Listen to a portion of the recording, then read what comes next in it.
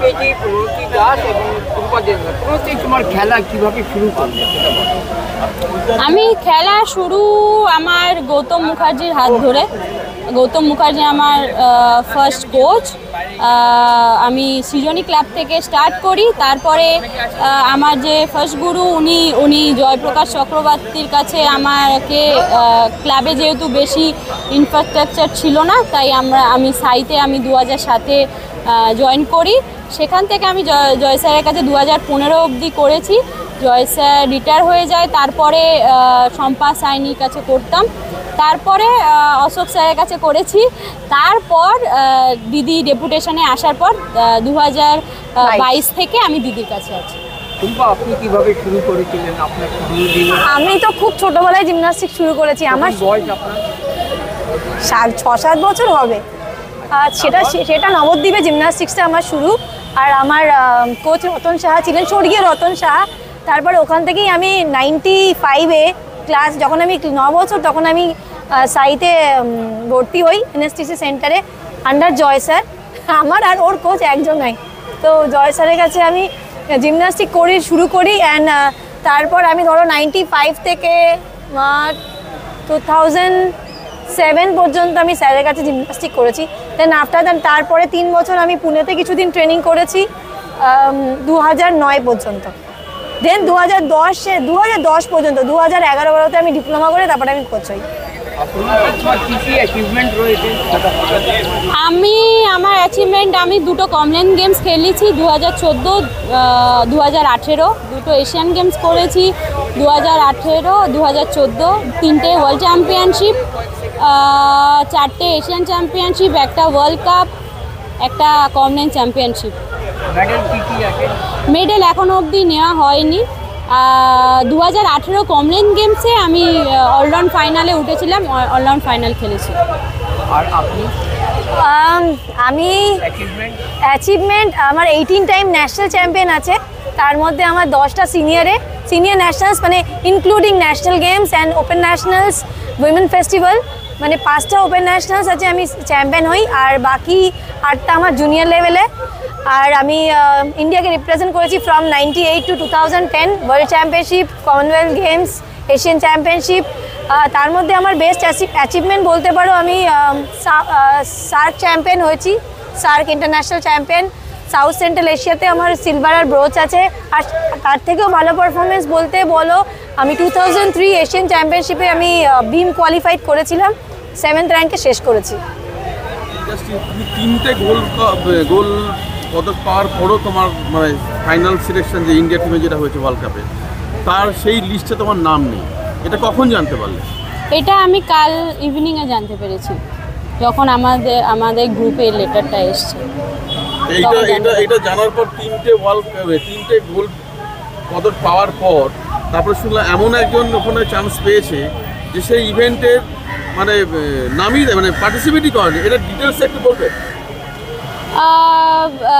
Actually আমাদের team ইভেন্টে 5জন খেলেছে, তো 5জনই তো 4টে অ্যাপারেটাস খেলবে না। তো যে 3জন ছিলাম, আমি, প্রতিষ্ঠা, বিদিশা গায়েন, এরা আমরা অলরাউন্ড খেলেছি, 4টে অ্যাপারেটাস খেলেছি। আর দুটো প্লেয়ারের মধ্যে দুটো অ্যাপারেটাস ভাগ হয়ে গিয়েছিল, জিনিয়া দেবনাথ আর ঋতু দাসের মধ্যে। জিনিয়া দেবনাথ খেলেছে ফ্লোর এক্সারসাইজ আর ভল্টিং টেবিল, আর ঋতু দাস খেলেছে ব্যালেন্সিং বিম আর আনইভেন বার। তো ফ্লোর এক্সারসাইজ ঋতু দাস খেলেইনি, কিন্তু লেটারে ঋতু দাসের নাম আছে ফ্লোর এক্সারসাইজে। এটা কি মনে হচ্ছে ডার্টি পলিটিক্স চলছে?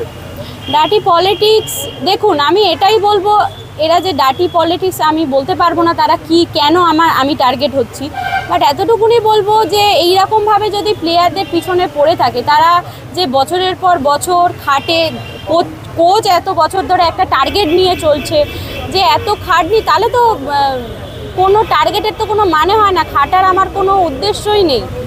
তুমি কি রাজ্য অ্যাসোসিয়েশন বা বিওএকে জানিয়েছো? হ্যাঁ, বিওএকে জানানো হয়েছে। তারা কালকের আমার ম্যাডাম জানানোর পরেই তারা সঙ্গে সঙ্গে মেল পাঠিয়েছে। এখনও অবধি সেখান থেকে মেলের কোনো উত্তর আসেনি যে আমি যেতে পারবো কি পারবো না বা কী ক্রাইটেরিয়া আছে। শুধু এইটুকুনি জানানো হয়েছে আমি নাকি ক্রাইটেরিয়ার মধ্যে পড়ি না।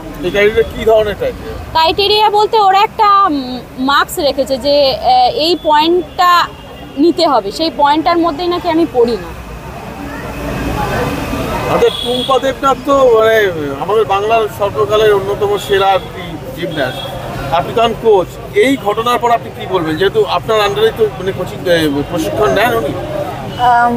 এই ক্ষেত্রে আমি শুধু একটা কথা প্রথমে বলতে চাই যে বাংলার টুম্পা দেবনাথ, বাট বাংলা আমাকে কতটা চেনে বা কতটা সম্মান দেয় এক্ষেত্রে আমি সত্যি একটুখানি মানে কি বলবো, মানে আমার আপত্তি আছে এক্ষেত্রে যে আমাকে বাংলা কতটা চেনে বা বাংলা কতটা আমাকে সম্মান দেয় বা বাংলা আমাকে ডাকে বা বাংলা জিমন্যাস্টিক ওয়েস্ট বেঙ্গল জিমন্যাস্টিক্সের মধ্যে কতটা আমাকে ইনভলভ রাখে, সেক্ষেত্রে আমি নিজেও মানে আমি সঠিক নই আমাকে জানে বলে। আর প্রণতির ক্ষেত্রে যেটা আমি বলছি, আমি ইন্ডিয়ান জিমন্যাস্টিক্সে আমি প্রথম থেকে টার্গেটেড হয়েছিলাম।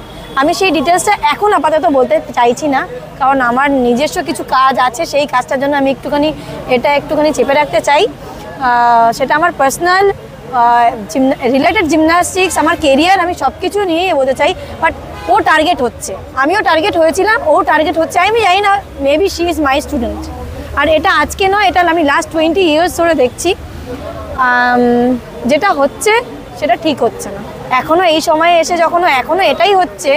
আর যখনই এই খবরটা আমি জানি, আমি সঙ্গে সঙ্গে চন্দন স্যারকে জানিয়েছি, আমাদের বিও এর প্রেসিডেন্ট। অ্যান্ড তারপরে আমি গৌতম ব্যানার্জি যে জিমন্যাস্টিক্স ওয়েস্ট বেঙ্গল জিমন্যাস্টিক্সের সাথে আছেন, আমি ওনাকে জানিয়েছি।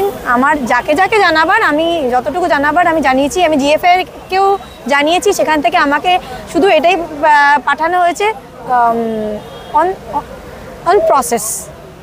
না, তাহলে এই যে আপকামিং যারা প্রমিসিং যারা আছে, প্রতিভাবান যারা জিমন্যাস্ট, এই ধরনের ঘটনা ঘটলে তো তারা তো কোর্টেই আর আসবে না। আপকামিং জিমন্যাস্ট বা প্রতিভাবান জিমন্যাস্টের এখন দরকার নেই, শুধু সোর্সেস দরকার। শুধুমাত্র পারফরম্যান্স শেষ কথা নয় বলছেন, সোর্সেস বাস। কোনো একটা জিমন্যাস্ট এরকম ভাবে দেখুন, আমি যেটা মনে করি, শুধুমাত্র ওয়েস্ট বেঙ্গল নয়, পুরো অল ওভার ইন্ডিয়াতে কোনায় কোনায় ট্যালেন্ট। কটা ট্যালেন্ট আগে উঠে আসে, কে সাপোর্ট করে? কেউ করে কি? করে না। তাহলে টুম্পা দেবনাথ আজকে হারিয়ে যেত না, আমাকে বাইরে স্টেট হয়ে খেলতে হতো না। কিন্তু তারপরেও কি কোনো কদর আছে? এই বেঙ্গলকে আমি যা মেডেল দিয়েছি, আমি আজকে এত উন্নত হয়েছে, এত হাইলাইট হয়েছে, আমাদের গভর্নমেন্ট এত হেল্প করছে, আমাদের চিফ মিনিস্টার শ্রীমতী মমতা ব্যানার্জি এত স্পোর্টসকে উৎসাহ করছে। আমরা যখন খেলেছি আজ থেকে 15 বছর 20 বছর আগে, একটা না অনেক ন্যাশনাল গেমস খেলেছি, আমাদের কে মনে রেখেছে? হ্যাঁ, নামটা মনে রেখেছে টুম্পা দেবনাথ, বাট কাজে কি টুম্পা দেবনাথকে ইউটিলাইজ করা হচ্ছে? সেই সম্মানটা দেওয়া হচ্ছে? বা যেটার জন্য আজকে আমি জিমন্যাস্টিক্সে, এখন আমি আফটার জিমন্যাস্টিক্স আমি কোচিং লাইনে আছি, আমি ডিপ্লোমা করেছি, এফআইজি করেছি, আমি এখন ডেপুটেশনের সাইডে আছি, আমাকে কতটা কাজে লাগানো হচ্ছে, কীরকমভাবে কাজে লাগানো হচ্ছে? কেউ দেখতে আসছে নাকি এখানেও আমি জর্জরিত হচ্ছি? আমার কাছে প্রশ্ন হচ্ছে এটা। আচ্ছা, প্রণতি, লাস্ট প্রশ্ন হচ্ছে, তোমার এটার পর যদি সিলেকশনে না আসে, তাহলে তোমার কি ডিসিশন নিতে, মানে তুমি কি কোনো পড়ার পদক্ষেপ করবে?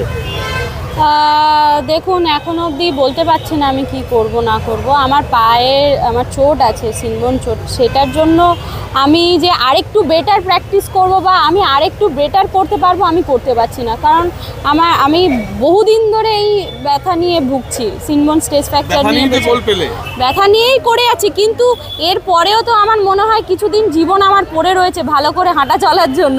তো এখন ডক্টর পরামর্শ নিয়ে আমি কিছুদিন একটু গ্যাপ, রেস্ট চাই। জিমন্যাস্টিক্সে আসার কারণটা আমার বাবা মা।